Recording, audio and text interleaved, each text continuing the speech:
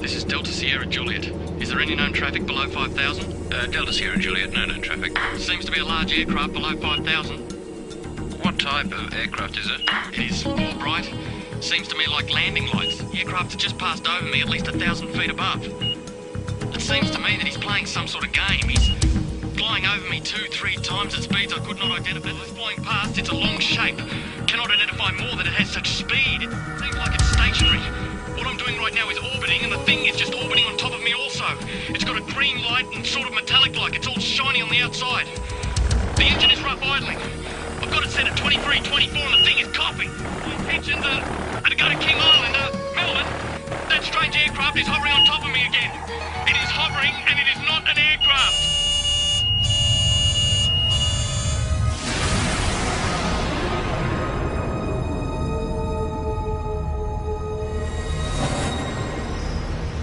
What you've just heard was a recreation of the final words spoken by pilot Fred Valentich before his plane disappeared over Bass Strait.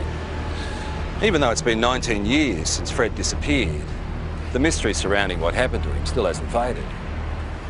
He just vanished without trace, and his family believed he was taken by an unidentified flying object. Recent years has been an explosion of UFO sightings in Australia. Whenever you mention the topic, people seem to have their own theories and opinions, or even their own stories. It was orange like a sunset, and it was just spanning across the road. I can't move, man. Moving forward in time through the experience. Then this tall, dark being just appeared in front of the craft. And I mean, it looks like a traditional, every day of the week, comic book flying saucer. They had large almond-shaped eyes, small bodies, legs and arms, and sort of grey in appearance. I think it's the first time in my life that I could identify of anybody telling me that they were scared they were going to die. Saying that this thing was only just down the bottom of his street. He could see that it was out in the water. It was sucking up water. Yeah, I believe it's a UFO. There are between 400 and 500 reports a month of UFOs in this country. Now, obviously, a lot of them can be explained, but about 10% prove to be true mysteries. Tonight you'll hear from people who've had these experiences. They're just normal Australians who can't explain what they saw.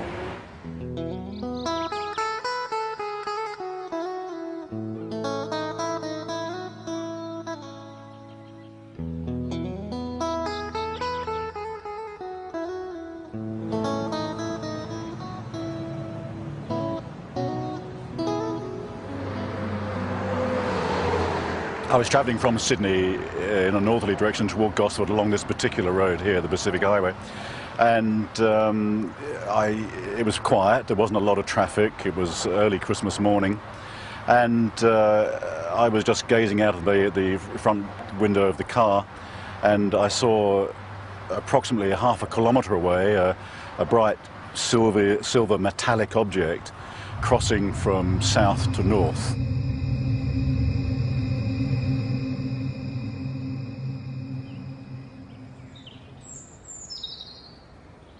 I stood here not believing my eyes, because where I sit I can see the open water, and I just couldn't believe that this thing could appear on the water. It was some kind of craft, but it was completely surrounded in lights underneath and all around, and it just looked like a carousel. It wasn't anything flat.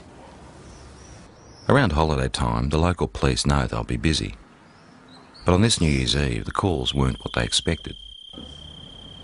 All people that I spoke to had exactly the same thing to say. There was no variance whatsoever in the object that was sighted. It was a huge chrome, very shiny object in the shape of a ball. At the bottom of the ball was a number of huge white lights. This object looked like it was sucking up water.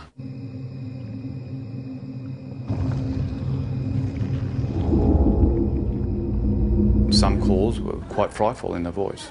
You could actually hear the fear, and in the background especially, the fear of people and of course animals and things at the time that were experiencing this phenomena.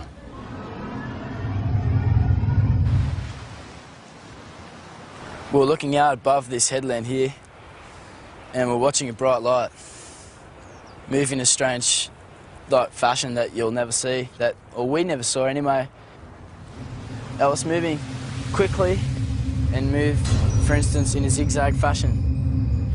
We were watching it for 10 to 15 minutes, move in this direction north, and we just saw this bright light, 15, 20 metres above our car. Just a bright light, emanating light towards our car. It was just awesome. All of a sudden I saw these lights come out of the water, like a cylinder, and flash. And the top of the water was all lit up. And as that light was up, I could hear the rushing of water, movement of water, and then the water being raised up. And then shortly after, down comes the water on top of the lake. I noticed this rather bright light that seemed to be on the right-hand side of the car, and it seemed to be following us for quite a while. And then all of a sudden it turned and went at a right angle right across the expressway in front of the car. It was large, round, and it seemed to have a stream of sparks flying out the back of it. I don't know what it was, but it was most peculiar. After the initial New Year's Eve reports to police, the local Sun Weekly newspaper got hold of the story. There were hundreds more people at home that obviously thought they'd seen something quite out of the ordinary, but hadn't, were too scared maybe to come forward and actually say that they'd seen something. Our office, the day the report hit the streets, was amazing. We had caller after caller saying they'd seen the same thing. A lot of the witnesses were retired academics, some were policemen, nurses, school teachers, Sunday school teachers, lawyers, business people, some of the leading business people in the area. They were all people that had everything to lose and nothing to gain by even coming forward and making a report. All the people who actually saw it hovering over the water described these 4 or 5 shafts of bright white light coming down to the water and literally penetrating the water rather than reflecting off it. We also had descriptions of the water seething underneath it. Some people said it frothed, some people said it foamed, some people said it was steaming up. Overall, I'd imagine there'd be probably 3 dozen telephone calls on the night. Oh, please, Sergeant Wenning. In particular, Sergeant Wenning remembers one very distressed caller. He told me he had been woken up from a deep sleep with thunderous noise and bright lights, dogs barking. His children had come into his bedroom screaming. He was saying that this thing was only just down the bottom of his street. He could see it. It was out in the water. It was sucking up water. The sound was like a million hummingbees. He didn't know what was going on. We investigated officially with the local aircraft, aerodromes, with the Air Force, with air traffic control, and again could come up with no explanation. While everyone can describe what they saw, no one seems to have the answer to exactly what it was or where it came from. There was moving in waves in the sky which could only be described as a UFO. When you see something like this, there's a sure knowledge that you're looking at something that is beyond your experience. I'm not young, and people might think, oh, you're a bit strange, seeing things and had imagination. No, I've got imagination, but not like that. Not when I see something that I see. I know I saw it. At first I thought, well, maybe it's some type of meteorite, but it was too large, it was travelling too slow, and turned a right angle, which I know meteorites aren't inclined to do. I was just bewildered at how something could appear and disappear in the thin air practically. Well, I honestly don't know what they saw. We've gone right through all the realm of possible explanations, which leaves it as what a UFO truly is, a flying object which we cannot identify by conventional means. There's a saying that seeing is believing, and it certainly applies to UFOs. The most intriguing personal accounts come from people with no real interest or belief, until it happens to them.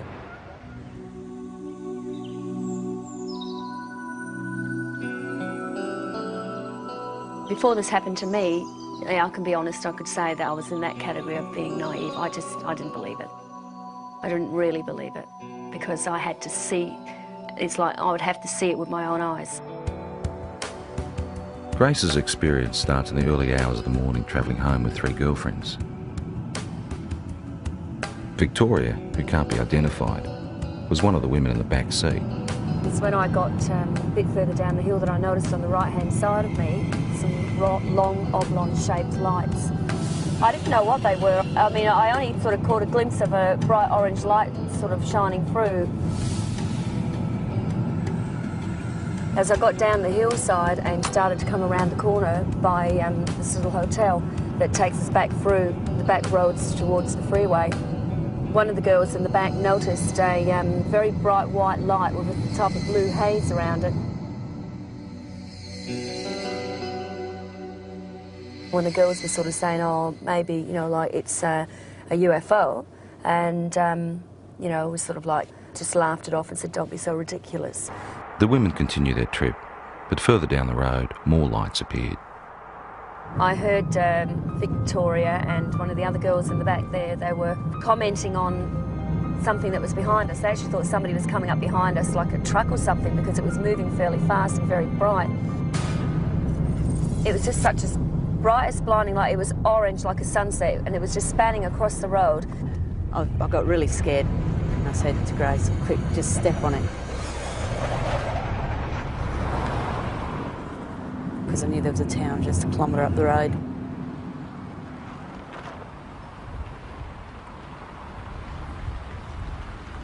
As we got closer into the middle of this car parking area and looked up, we could see this ship. Well, that's what you'd have to call it, because it was, you know, definitely not an aeroplane, and it was something from definitely not this world, that's for sure. It sort of moved across from this direction straight over the top of us.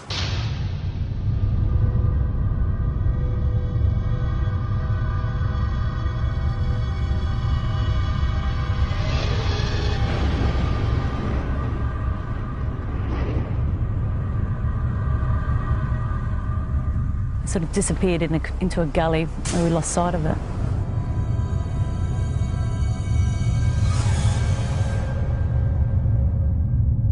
We were scared for our safety. I mean, I've got to be honest, I think it's the first time in my life that I could identify of anybody telling me that they were scared they were going to die. Because I was.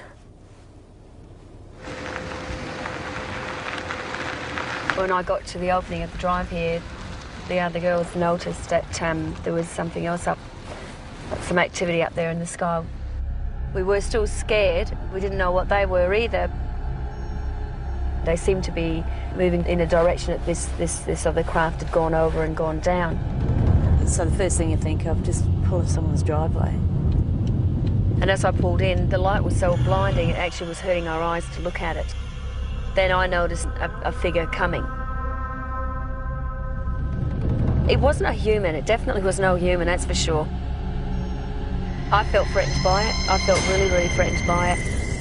That was the closest thing I've ever experienced, the thought of actually, you know, coming close to death, I suppose, which sounds pretty silly, but the fear I had was like that, like I wasn't going to see my family again. And the weird thing is that it's not the normal thing to talk about and for people to accept. But, you know, it's been 3 years now, and I still feel very distressed by it. In the weeks, I felt a lot of doubt with what happened to Grace. I didn't believe it, truly believed it, because I hadn't experienced anything like that myself. So I didn't show it either. I mean, I didn't show that I didn't believe it, because I think it was important that I looked like I was supporting her, so that otherwise, you know, she might go sort of, you know, off the rails if she didn't feel she had some support from her husband. But 2 weeks later, those doubts disappeared. What's work? Late one night, they were both woken by their distressed 15-year-old son. He was dead set that he had presence in his room. You know, there was somebody in his room.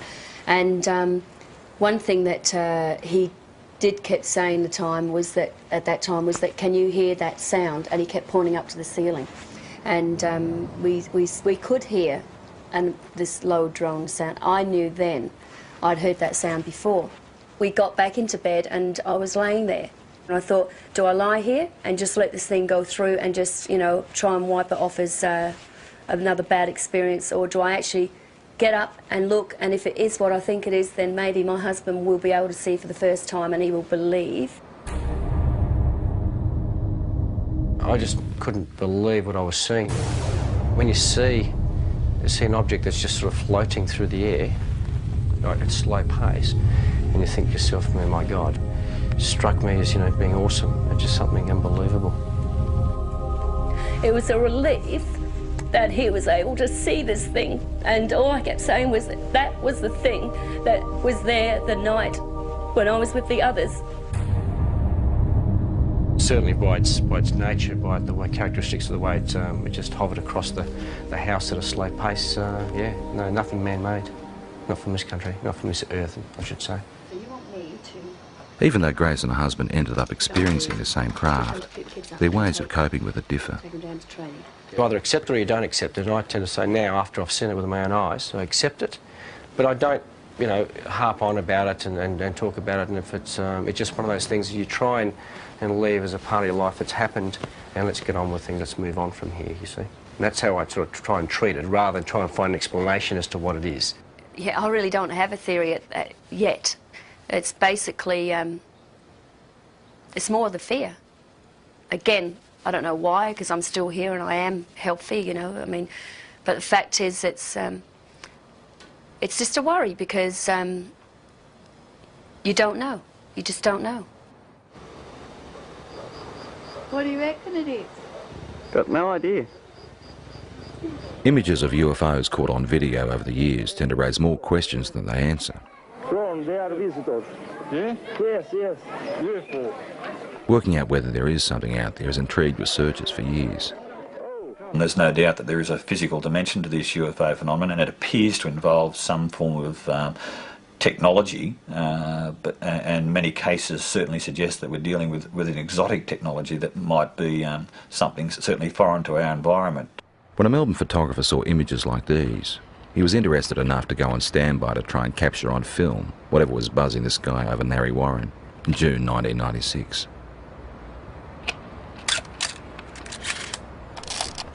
I got the phone call and I was told that the lights were spinning across the tree line over the homes.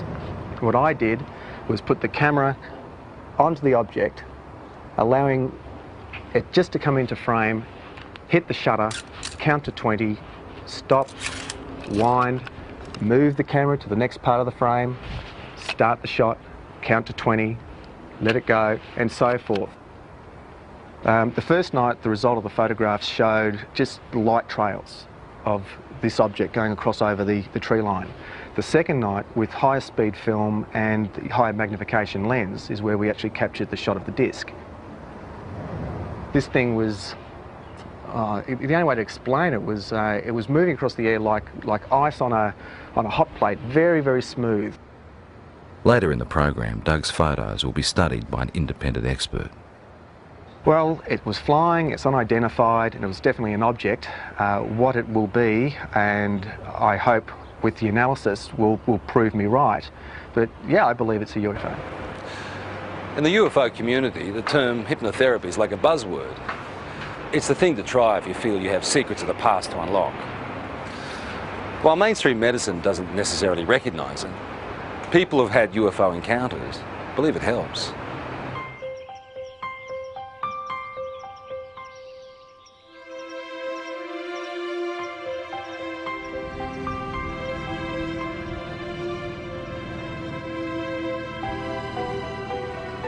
Victor Pufulescu believes he started having alien encounters as a teenager back in his native Romania. He's turned to hypnotherapy to try and find out exactly what happened. It's like being a good soldier. You just obey orders. This is actually probably the best description of hypnosis process. Loosened limb, deeper sleep. Loosened limb, heavier and heavier. Not a worry, not a care. Deeper, deeper, and deeper. Hypnotherapy is a way of allowing us to get into the subconscious mind. The intellectual mind tends to want to control and criticise everything. It's the censor of stuff it doesn't even know about that was in there before we were 3 years old. So by sort of relaxing and sliding across the conscious mind, if you like, we can sort of delve into the unconscious, or to allow what's in the unconscious to find its way out. Oh, I can't move, Frank. Uh-huh. The pressure is increasing. I can't move. The chest, my arms, my legs. There's a thing about hypnotherapy that very often the subject will want to please the hypnotist. So you have to look at that. But the thing is that you can see that when a person is reliving an experience, that it's pretty easy to see whether that's faked or not. Moving forward in time. My legs. Moving forward My in feet. time. Moving forward in time through the experience. The pain is inside of my elbow. Thanks. Who are you saying thanks to? Them. Can you ask them what they're doing? No. It's a test. That's a test. I just know it's a test. They keep me telling be calm. They're telling you to be calm. Yeah. Very often the people are quite disturbed about dreams they're having or things they've imagined happen to them. And they often come out of this saying, I'm pleased I'm not crazy, or I'm not mad, or I'm not imagining this.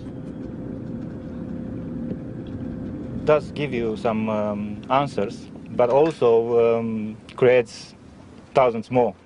And this is probably the trickiest part. I'm never happy with the answer which I'm getting, and I want more and more and more.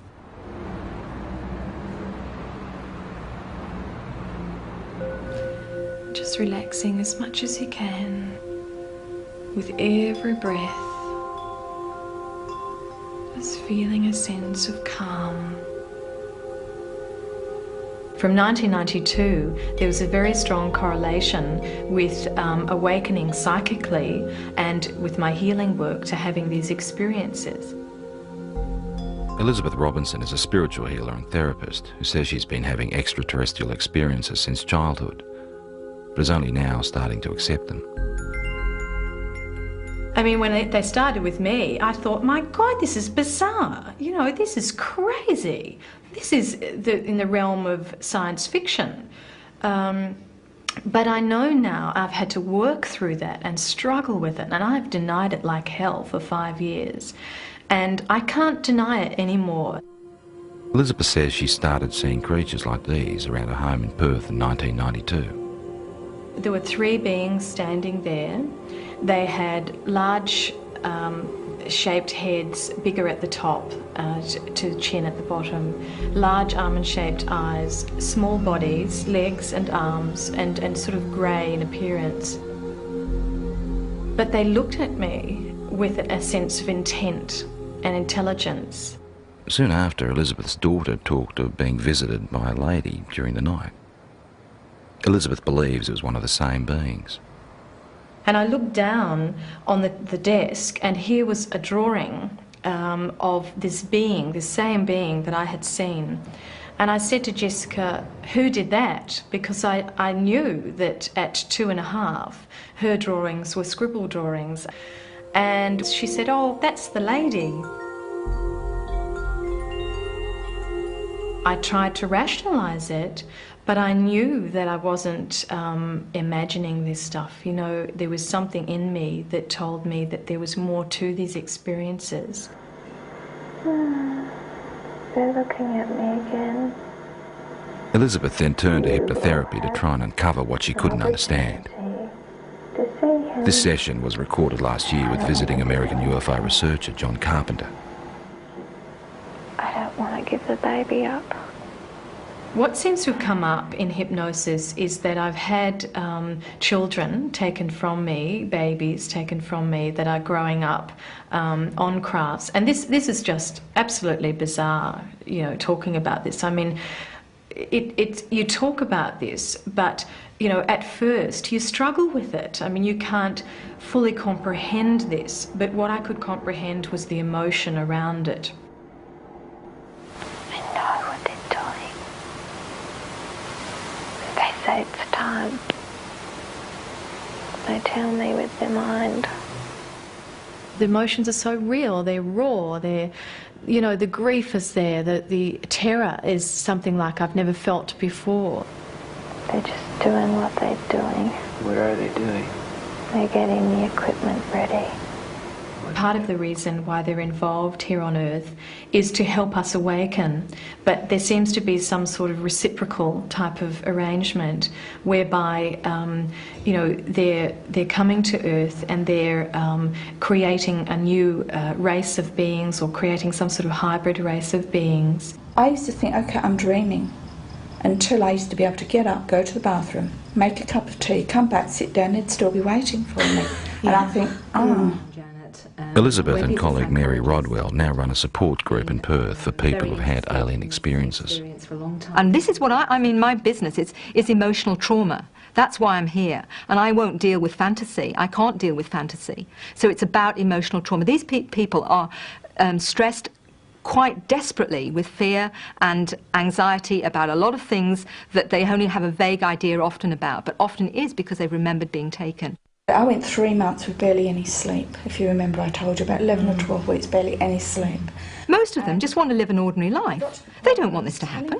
So for them to have the chance to at least talk about it and release all the anxiety and fear around that as much as they can around talking about it, it seems that through that there is real healing.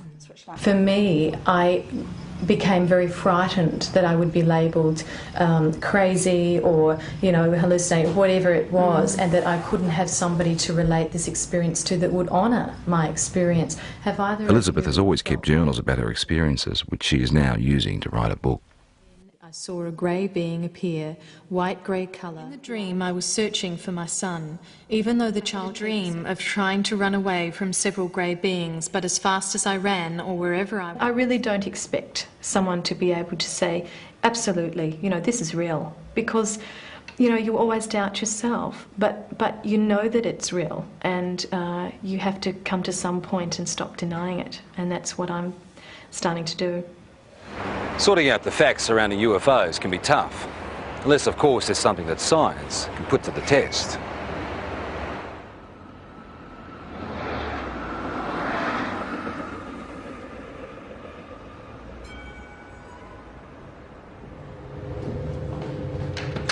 Earlier in the program we saw photographs taken by Doug Page. The time exposures show what Doug believes is a UFO hovering near his home in 1996. Now, has this been observed by other people as well? Practically all of Narre Warren. Okay, so that was seen, but not as a streak, because No. this is a time exposure. So it was light. simply an object of some sort traveling. Correct. In somewhat of a line, but as you can see, it goes up and down here.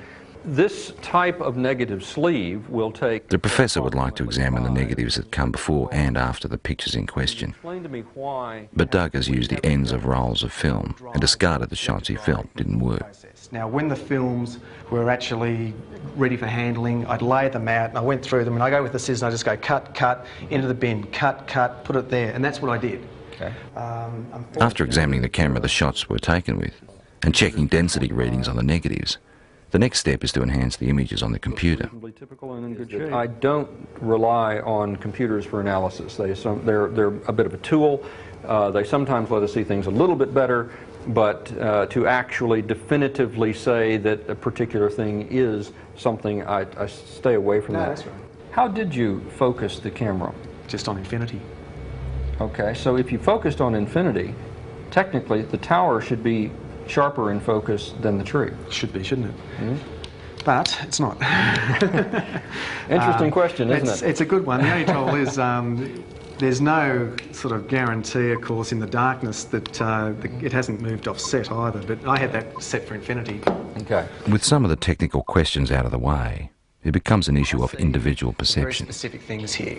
I see a disc-shaped object. I see something with a rim. Okay, there is definitely a lip. There are what appears to be lights. There's big, there's another small one in between, another one. So we've got something that is geometrically laid out. You can see a texture, and you can see definitely on the dark side of it something. So something's in shadow. I mean, it looks like a traditional, every day of the week, comic book flying saucer.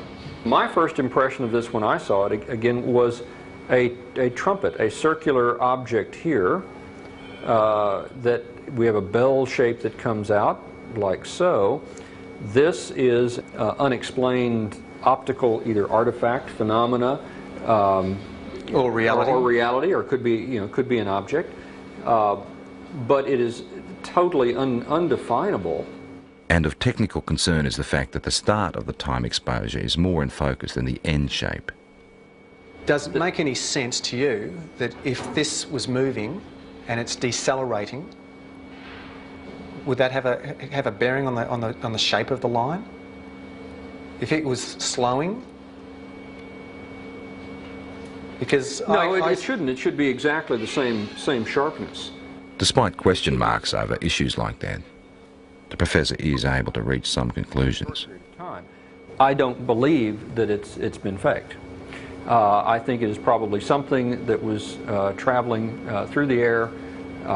What it would be, I wouldn't know, and there's no indication from the photographs that would give me any clue.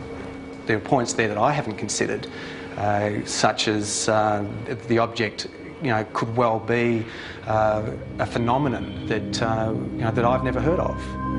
So I mean, we've got to keep an open mind.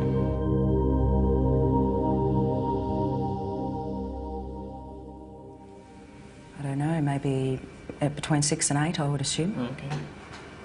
They were fairly intense, or? Yeah, they were very close together as well. Right, okay.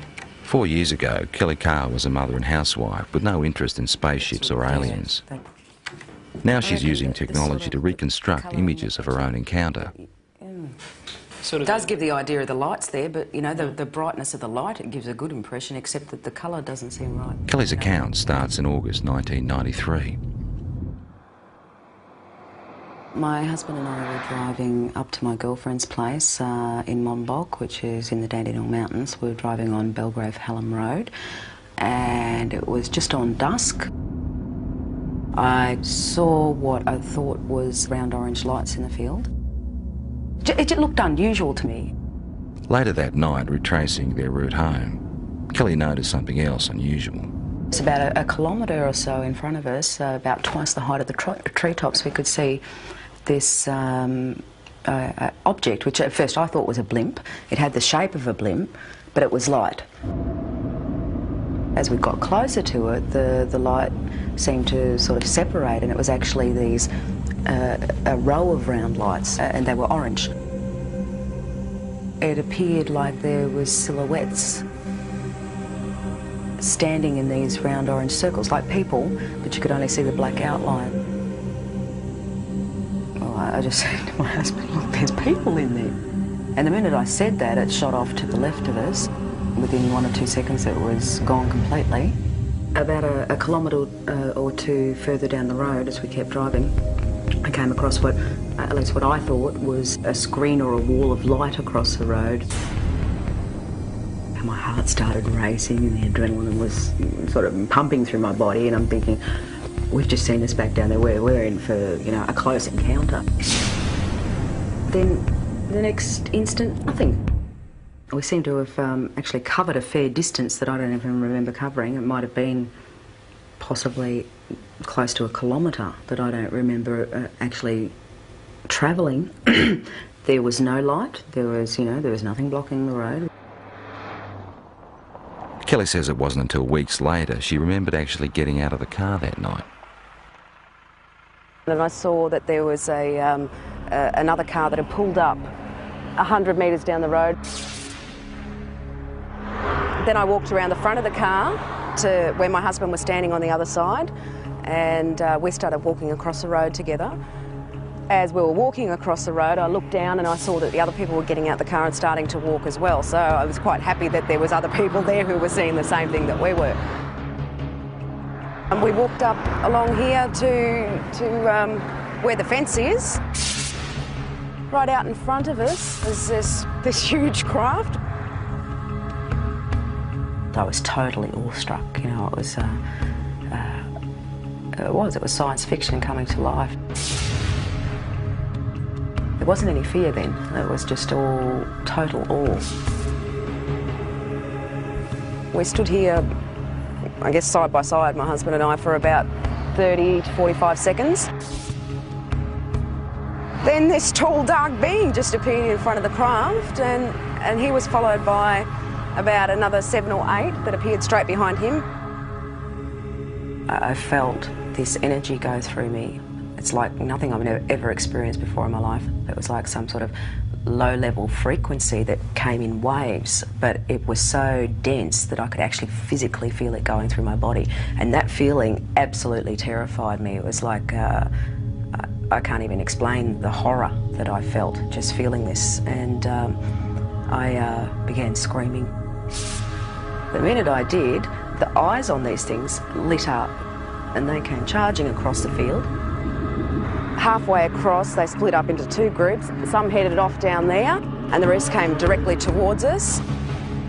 I felt this blow to my stomach, and the next thing you know, I'm back here somewhere on the grass. It literally lifted me off of my feet.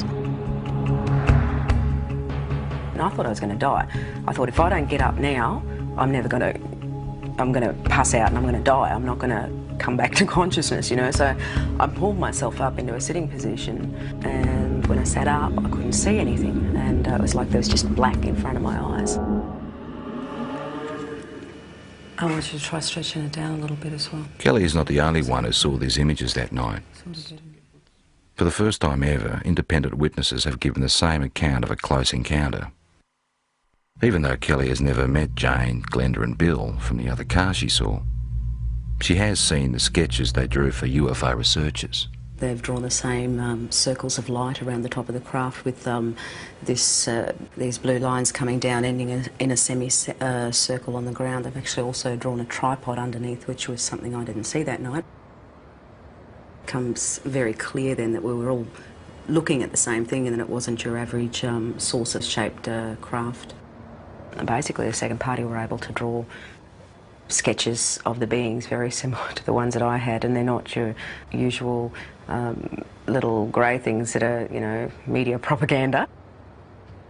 I found a small red-coloured equilateral triangle underneath my navel, which I guess in reality provoked only a minor curiosity at the time. It was oddly geometric, and I did wonder, you know, how something like that could get on me that looked like a burn without me feeling it.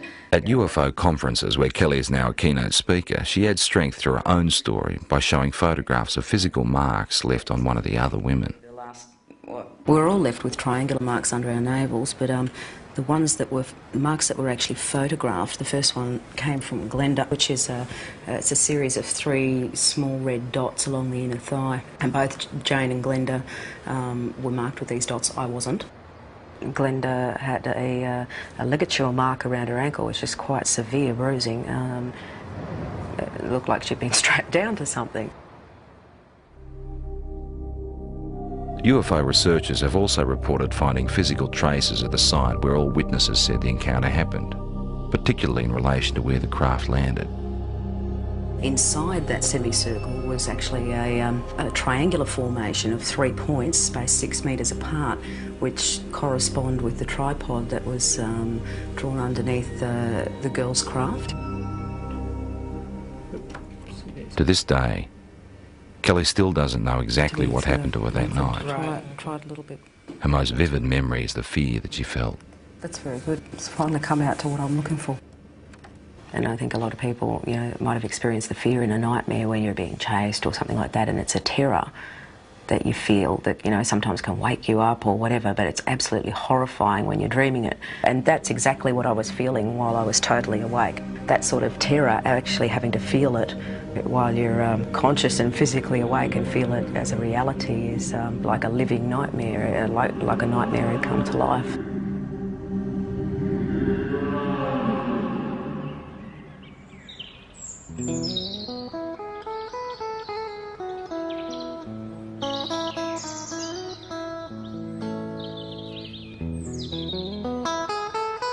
We've moved out onto 138 acres. We don't have electricity. We use all our own fuel, like for both our fires. We're in the process of trying to become self-sufficient as far as food's concerned. We just lead just a very different lifestyle. put the thing all over. Denise Borrett says it's her encounters with strange beings that have helped her make the decision to live this way.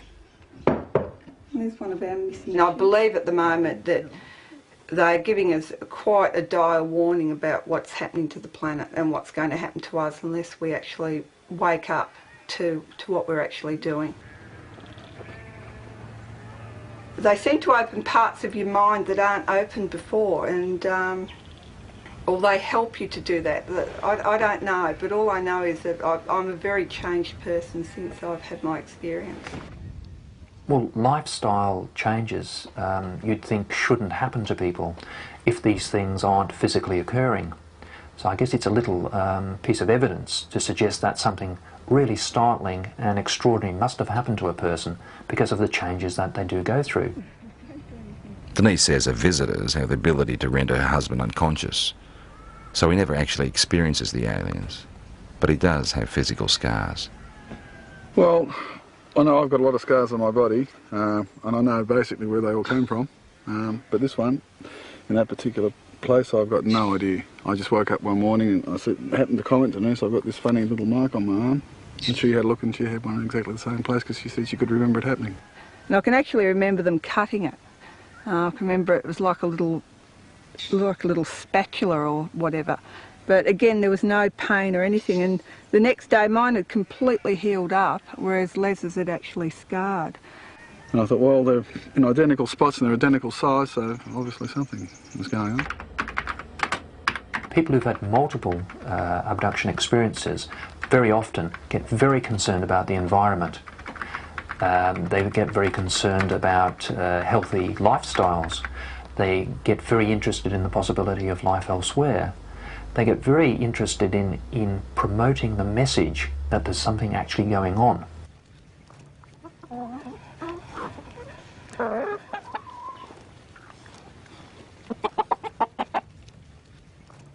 If things do go haywire on the planet, like I believe they will, that we at least will be able to feed ourselves and not have to rely on man-made energy to keep ourselves going.